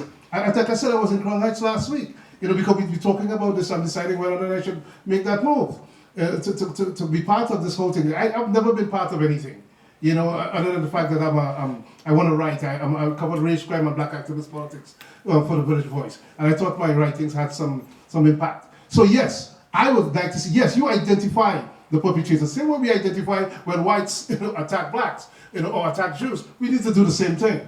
I have no sympathy, pretty much. And to go back to what Bret is saying, but I do have an understanding of the tensions that went on, and we're not going to dwell on that. We need to fix it.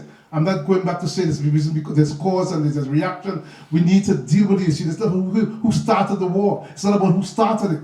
It's how can we stop it.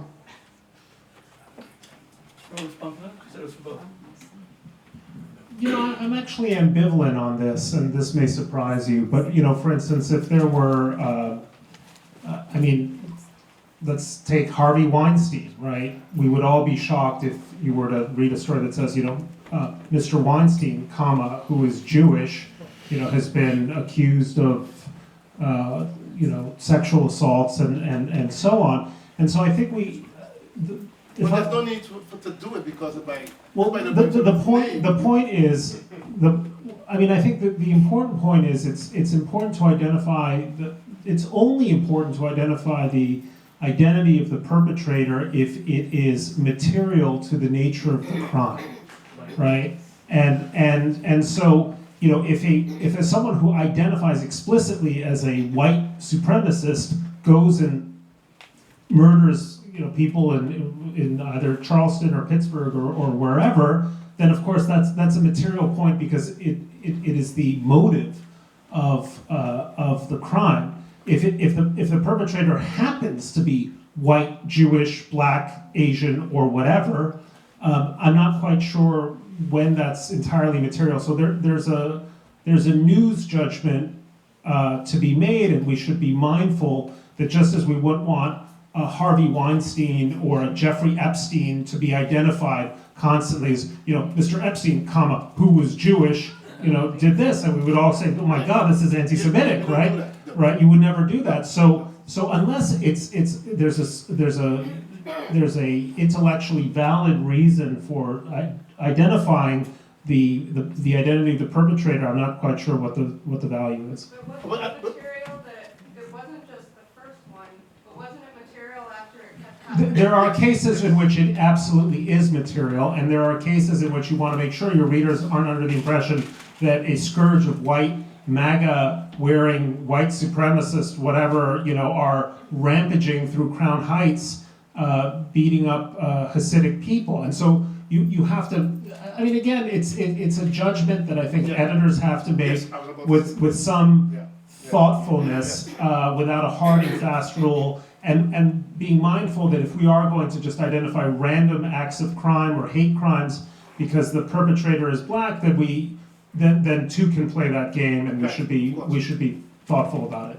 Yeah, right. It is one of the most wrenching arguments in journalism, whether or not you should do exactly what Bret was saying. When I was writing for the paper too, I was writing about race, crime, and black activist politics, and how do we do it without saying, yes, that person is black, or oh no, I was calling calling like it is. In some respects, but then, even you have to be very careful of how you do it so that you won't tarnish an entire African American race. Yeah. But it just goes to show you how far we've come, sadly, that with black Hebrews, for example, where it was going to be unavoidable because they're part of a sect, a group. I'm sure Peter remembers this. When Cory Booker and I used to do all these lectures together around the United States, Cory would always tell the story of me and Slim, which very quickly was that I was walking on a Shabbos in Oxford, England, to our synagogue, and I passed a black Hebrew with a table, and he was giving out stuff, and I stopped and I spoke to him, and we spoke about Big G, and he said, it was quite amazing. He told me it was his birthday. I said, happy birthday. Cory always told the story, because I told the story to Cory the same day. I think it was the same day at Oxford. Cory was a student then. And Slim then said to me, by the way, you're not a real Jew. We black Hebrews are the real Jews. You're not a real Jew. And I've heard this from black Hebrews all over New York. It was never violent. It was always dialogue. It was conversation outside subway stations. And then he got, you're not a real Jew. And so I start walking away. As I walk away, I turn around and I said to him, hey, Slim. I said, yeah, Rabbi. I said, happy birthday. And he ran and he gave me this hug. And Cory used to always tell this story about the unity of blacks and Jews. He would say, this is what happened to my friend Shmuley. And I'd be right there as he told the story about me. So when I saw that this murderous attack from black Hebrews, I was really shocked. I never thought it would come to that. I know that they felt they were the real Jews, the real Hebrews. But can I say something on that? Yeah. Okay, just quickly. And I don't prolong the issue. You remember the story? Yeah, too, because while we were on the air, I have a nephew who is a member of the Hebrew Israelites, the black, and they were the ones who stand down in 42nd Street and cuss Whitey and all kind of stuff. And yes, he used to call in and try to bait Shmuley and I. I've had arguments with this guy. This is my nephew. And we have argued, and when he was calling in to talk to Shmuley about the fact that he's the black of the real Jews and different things, we would talk to him. I only think Shmuley remember this, but I would talk to him about what's really going on here. And it comes out to one thing, he says, I like Shmuley. I said, why do you like Shmuley? Because Shmuley answers me, and Shmuley talks to me in a way that he wants to debate the issues concerning who was here first. That's what he says. And I had these arguments with him in many respects. And what happened, we were talking last week also about what happened in that situation of with the Hebrew Israelites and everything. And it is alleged that they did this on behalf of the black Hebrew Israelites. As in every organization, they are radicals, they are There are people who would do extremists. There are people who would go, who misread something and understand it in a different way. I don't condone that. I was very upset when that happened. He gives a bad name to some of these people who are on the streets really talking about bringing and want to debate. They want to engage, their Jewish brothers and sisters really who are not Jews, but they want to engage them in dialogue. And I'm simply saying, I want to get back to the point where how do we define what talking and what coming together is all about? Because if I see anybody and who is inside here, I can't, if you're walking down the street, anyone inside here, I can't tell whether or not you're Jewish. I can't. But if I'm walking down the street, you can tell I'm black. Oh, come on, Peter, the attacks against people who are identifiably Jewish. Shmuley, hear what I'm saying? I'm not talking about the fact that the Hasidim, who clearly identify, if you walk outside now without a yarmulke on your head, they're going to say you're Jewish, you're Jewish, right? I'm simply saying, I cannot tell here from anybody right now looking at them that they're Jewish, if they're outside. I can't do that. No. So I speak as a registered Democrat. Do you find, and I feel like the Democratic Party is left me. And I just would like to know what you think about if there's a parallel between anything that happened in the UK with Corbyn and what could possibly happen in the election. Well, right, and I mean, I've written about this at length in the New York Times, which is, I think, that the Democratic Party runs the risk of what I call Corbynization. And I was really disheartened last year when the party really, I think, failed to, missed an opportunity to unequivocally denounce anti-Semitism in the wake of Representative Omar's serial anti-Jewish comments. More than that, the fact that Bernie Sanders now looks to be obviously Bernie Sanders is Jewish. Obviously he's no anti-Semite, but Bernie Sanders represents a form of anti-Zionism, or has. Let me try to be specific. Among the Sandernistas, there is a powerful strain of anti-Zionism that has some extraordinarily ugly elements. And I hope that doesn't capture the Democratic Party, just as I waged an internal battle as a conservative against the capture by the Trumpian forces of the Republican Party. Because the problem with our politics today is that too often, instead of the fringes bending towards the center is bending towards the fringe. And this goes back to a question I didn't maybe answer as well as I ought earlier on. I think one of the reasons that we're starting to see so much Jew hatred on both sides of the political divide in the United States is we have reached that point in which the center is always moving towards the fringe, not the other way around. Hatred of Jews always thrives in periods of political extremism and extreme polarization and ideological polarization.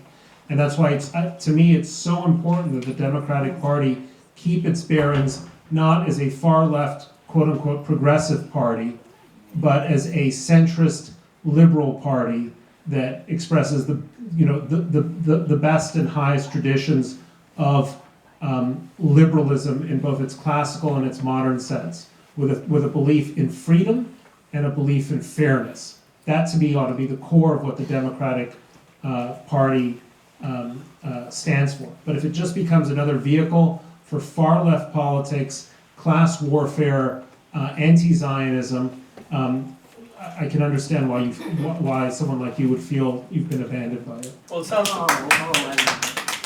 to me like you're saying, yes, there is the possibility of the Corbynization of the Democratic Party. Is that correct? In the United States? Yeah. I'm going to leave that alone because people will be there all night. I believe that I disagree totally with Brent on this, but... Well, take 30 seconds. Quick.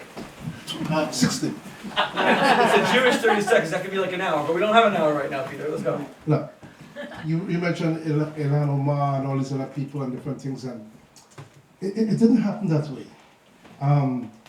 they were speaking out again, and yes, they have a way of speaking out of turn. Yes, because I call the Democrats the Democrats, and I call the Republicans the Republicans.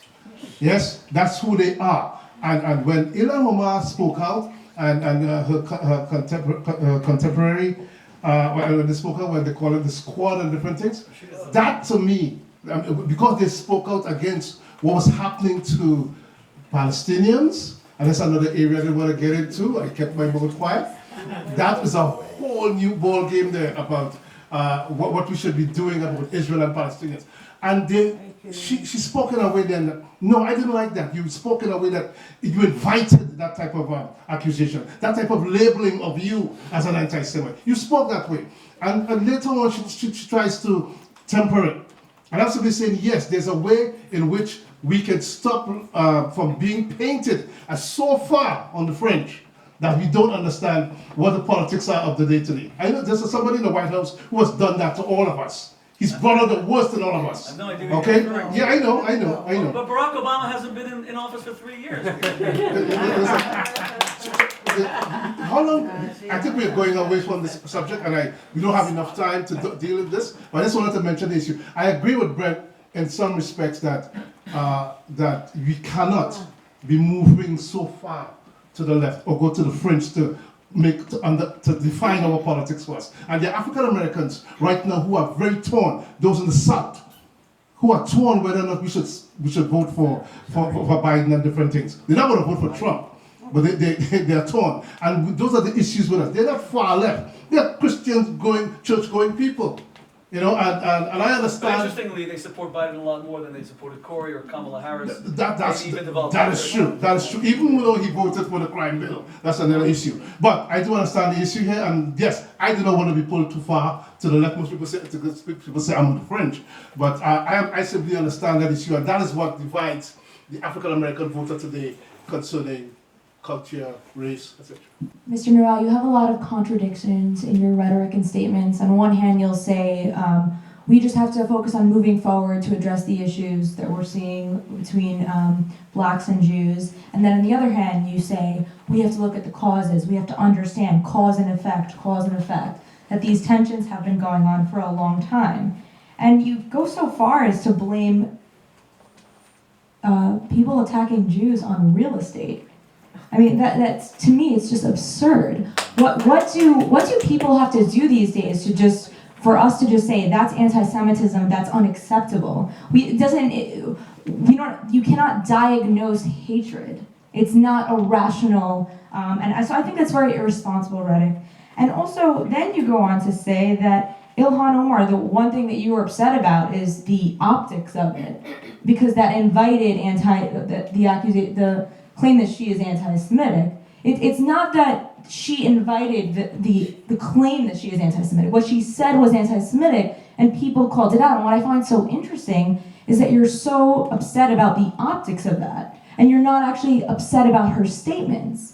So my question to you is, what is anti-Semitism? If it's not flicking the hat off Jews in Brooklyn, if it's not accusing Jews of controlling politics via money, all about the Benjamins, then what is anti-Semitism? Because it appears that we have a different definition of what it is. Is it only from the right that anti-Semitism comes? Where is anti-Semitism today?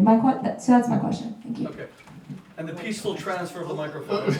No, listen, I agree with you. I'm upset with Ilhan Omar for what she did and how she came out with that. I'm telling you, this set back a lot. It did, not only Ilhan Omar, but a lot of people who were backing her in these areas. It totally set back in terms of what we're trying to do in terms of bring blacks and Jews together. Concerning the issue in Crown Heights and different other places, and all I want you to do is to accept the fact that I was there, I reported on these issues, and I don't want to break. No, I listen to you.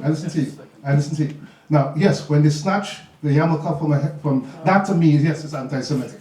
But you just walked back. No, I didn't walk back anything at all. That was my beginning. But I was trying to say to you, do they understand what they're doing? That's the question I ask of these young black men. When they do that, I'm asking when they stop. Oh, no, listen, there was no debate. I didn't stop you. I didn't interrupt you. There's no debate here. The debate is over. You're asking a question. The issue is for me that when you want me to define anti-Semitism, oh man, this is so broad. We must be here all night. I'm simply saying that what these young black kids are doing is wrong, and we need to still get together. I come back to the main point: educate both sides about what's happening. One issue here quickly.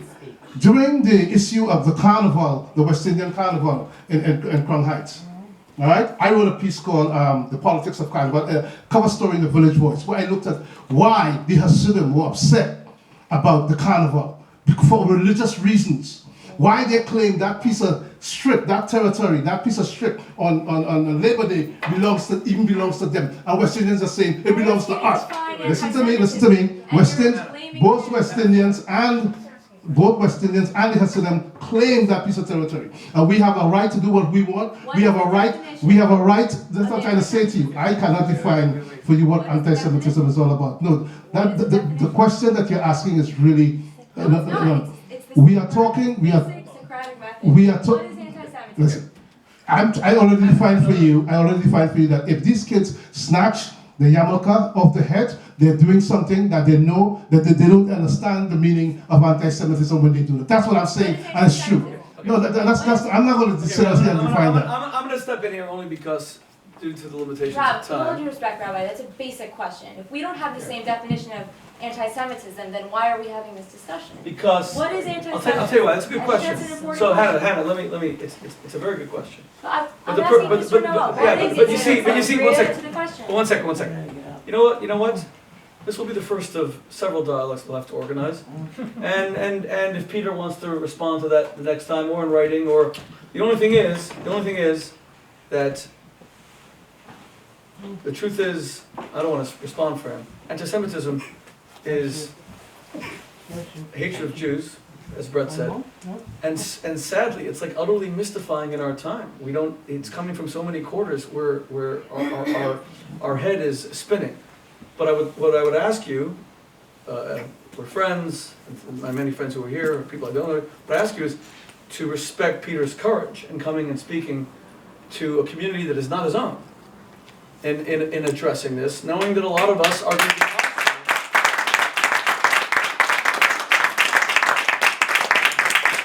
knowing us that many people are going to be hostile to what he's saying. That doesn't mean it isn't a fair question. It's a very good question. He stood here and blamed Jews for anti-Semitism. No, I think you're being a little. Okay, one second, just a second. Well, it's not, well, I'm not going to say that Hannah's being disrespectful. I'm going to say that this is a very emotionally charged time in the Jewish community because of what's happening. And we're all emotionally charged, and that's why these dialogues are important. But what I will say is we're not going to solve everything in a single evening. I'm going to ask one final question that goes to Bret. And if Bret wants to address that question of what is anti-Semitism, he can, or he can tag it on to what this last question will be. But you've been raising your hand, lady. Hi. First, I'd like to say I loved Bret Stephens of the Wall Street Journal. Where is he? And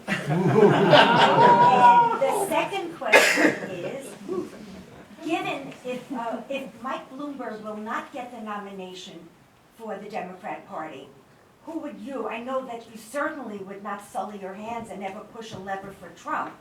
So who would you advise us to vote for then in the Democrat Party, given the range of players? By the way, that's serious tenacity, raising your hand that many times to ask that question. Okay. Look, I mean, Bret's happy to answer it. I'm happy to answer it, of course. You know, I actually don't think I've changed very much at all.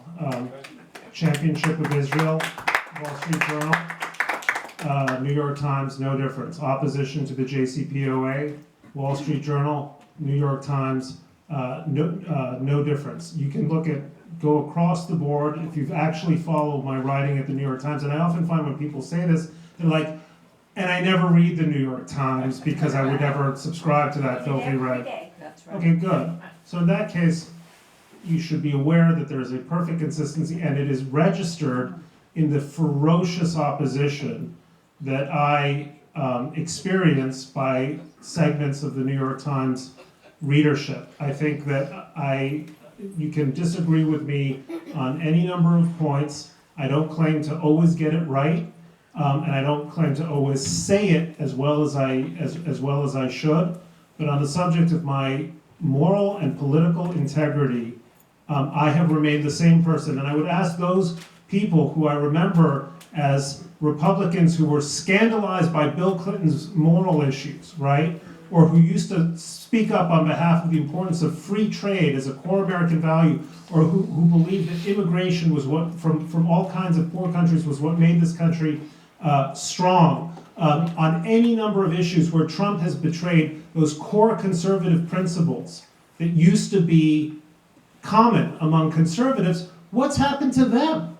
What's happened to those conservatives I used to know who believed in a conservatism that wasn't defined by populism or nativism, but was defined by liberalism in its best sense as we've inherited it from Adam Smith and John Stuart Mill and Friedrich Hayek and so on. When I listen to Tucker Carlson inveighing against the evils of capitalism, I'm asking myself, this guy's Mr. Republican?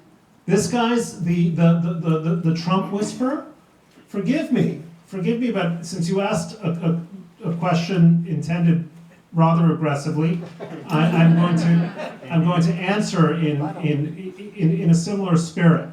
And there's one thing that I've learned, that there is something that matters more even than the question of policy, which is the question of what are the core sustaining values that ought to keep us together, whether we're Republicans or Democrats.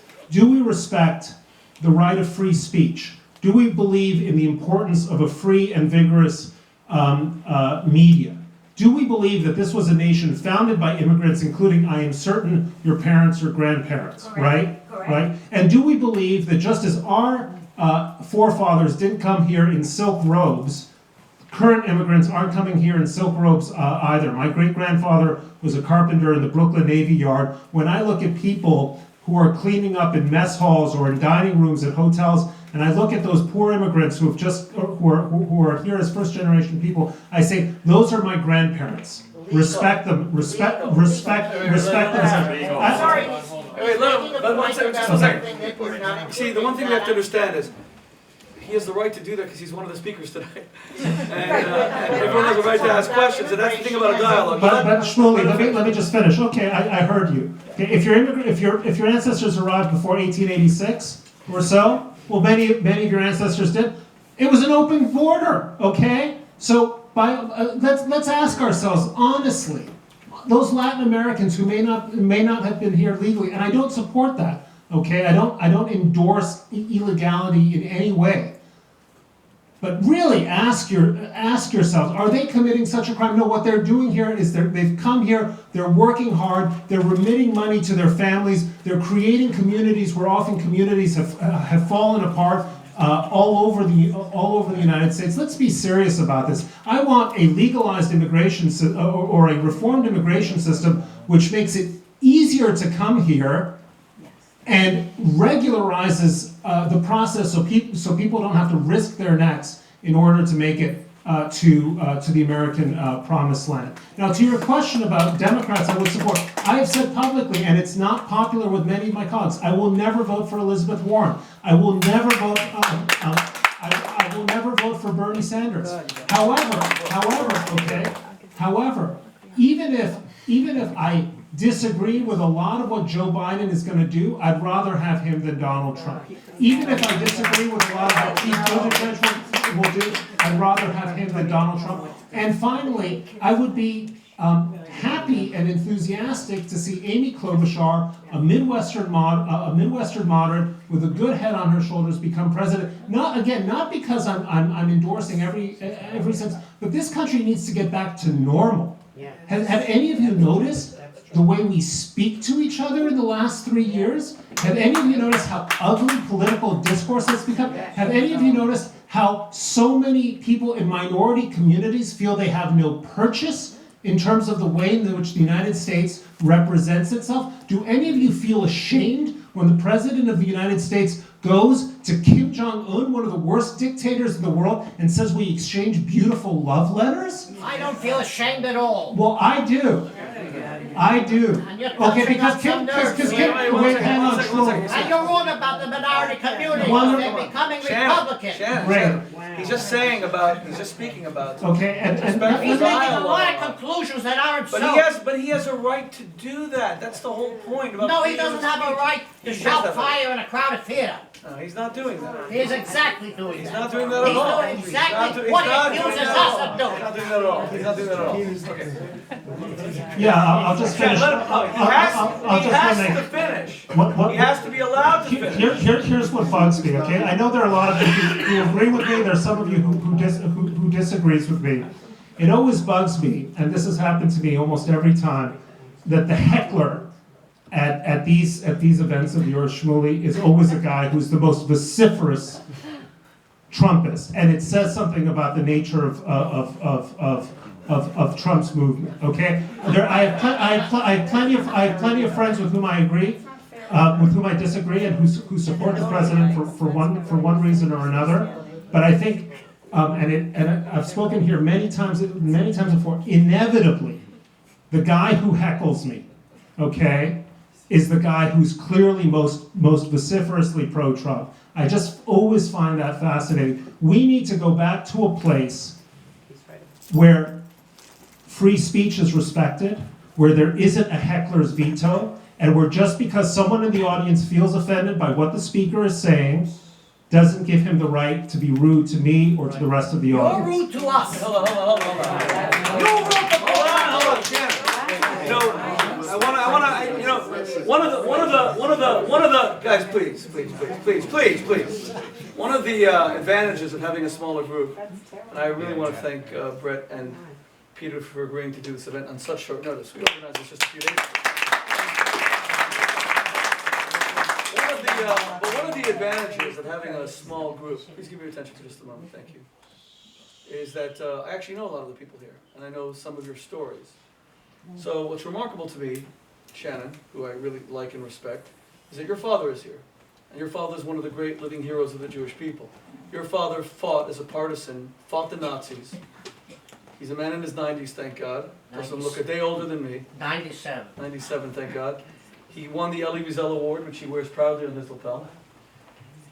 You have someone in this room who actually fought the Nazis. And Shannon, what your father fought was the tyranny of the most brutal dictatorship in the history of the world that came after the Jews, annihilated us. In 10 days' time, it will be the 75th anniversary of the liberation of Auschwitz. I plan to be at Auschwitz for that, God willing, in Krakow, just outside Krakow. So, beyond fighting for the survival of our people, your father fought for all the principles that are dear to us: the right to speak, the right to be heard, the right to disagree. And that's what we're celebrating today. I know that you believe these things, and I know that you're an amazing son to your father. I watch you in shul, and I'm so inspired at the respect you give your father, and it's something to be in awe of. So, I would ask us all to live by those principles. That, I agree with Bret completely. Bret and I debated Trump right here in these same chairs. You can watch it on YouTube. I won the debate easily. we debated Trump, but I want to tell you something. But I'm going to conclude with this, because these two men up here are people that I know, again, personally, and they're men of character. When I have important moral dilemmas and questions in my life, like I had just a few days ago, a really big one, Bret is one of the few people that I will call, because he's a moral man. Bret is the kind of man who will walk, although he's an international celebrity, at the march with me and Elie Wiesel a few days ago, not wanting to draw any attention to himself, with his daughter, to protest anti-Semitism, as just one of everybody else. He's a family man. He's dedicated to his wife, to his children. He's dedicated to the Jewish people. And I agree that he has not changed. He feels that President Trump doesn't live up to the values that are precious to him. I debated him on that. But you try going to the pages of the New York Times and being one of the greatest champions of Israel on the editorial page. The march still And got buried before on we page 17. one second, and before we condemn him, I'm actually very grateful to him. And I've said it publicly and I'll always say it. Bret's a hero to me. Yeah.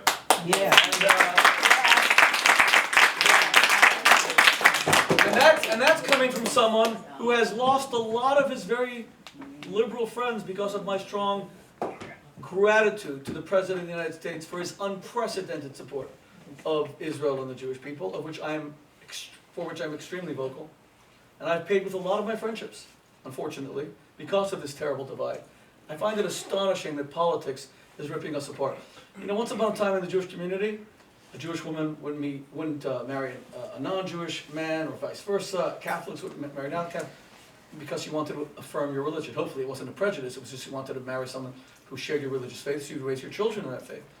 Do you know that now, honestly, I know many more people, Democrats, who would never marry a Republican. I'm serious. I'm completely serious. We're not separated on religious lines anymore. It's just Democrat and Republican, conservative. And I, who come from a broken family, my parents divorced when I was a boy, I always loved the United States of America. I love that idea of unity, and I love that idea of pluribus unum, from the many there shall be one. And it's incumbent upon the President of the United States, and Nancy Pelosi, and Chuck Schumer, and Mitch McConnell to create some American unity. We can have our differences. That's what we fought for. That's what people like Shannon's father fought for. That we can have those differences and express them. But we can still know that we are the United States of America, and what is happening to us. I hate terrorists. I hate Qasem Soleimani. I'm not happy he died, because do not rejoice when your enemy falls. But it was necessary for him to be killed, and I applaud the president for the phenomenal leadership he has shown vis-a-vis Iran. But I applaud that. But I also know that dissent it's essential.